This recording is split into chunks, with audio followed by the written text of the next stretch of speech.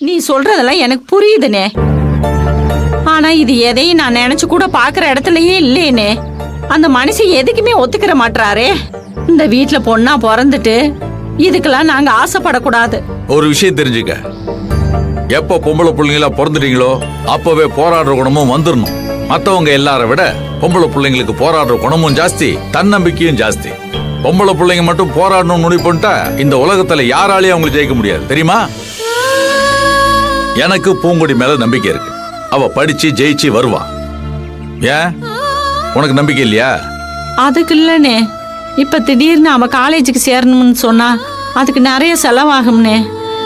நான் எப்படி நீ அவளை பணத்தை கட்டி படிக்க வைக்க முடியும்? பூங்கொடிய படிக்க வைக்கணும்ன்ற எண்ணம் உனக்கு இருக்கா? அப்படி ஆசைப்பட்டதுனால தானே 2 வருஷமா அந்த மனுஷனுக்கு தெரியாம அவளை படிக்க வச்சு +2 பாஸ் பண்ண வச்சிருக்கிறேன். அப்புறம் என்ன, இன்னொரு 3 வருஷம் கஷ்டப்படணும், அவ்வளவுதானே? ஸ்கூல் ஃபீஸ் பிரச்சனை இல்லனே, அதை நீ கட்டிட்ட.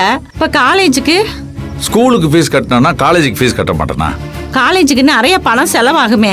நீ அவளை பணத்துக்கு எங்கனே போவ? பேருக்குத்தே நீ ஊர் தலைவர், யாருகிட்டையும் ₹1 கை நீட்டி வாங்க மாட்ட. நீ உன் காசு செலவு பண்ணி ஊர்ல இருக்கவங்களுக்குலாம் உதவி பண்ற. மத்தவங்க மாதிரி பதவிக்கு வந்து பணங்காசுன்னு ஒண்ணு நீ சேர்த்து வைக்கலையே. பால் சொசைட்டில வர்ற காசை வச்சு நீ உன் குடும்பத்தை பாத்துக்கிற. உனக்கும் கஷ்டம் தானே.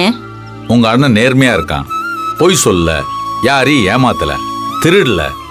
இதெல்லாம் உனக்கு பெருமையா இருக்குது இல்ல? பெருமையா தானே இருக்கு. ஆனா இந்த கஷ்டத்துல நீ எப்படி நீ என் மகளுக்கு காலேஜுக்கு பணம் கட்டுவ? என் மருமக படிக்கணும்னு ஆசைப்பட்டா இல்ல, என் தலையை அடகு வச்சாவது அவளை நான் படிக்க வைப்பேன். நீ போ, நான் பாத்துக்கிறேன். அண்ணே நீ தைரியமா போ. சரிண்ணே, நான் வரேன்.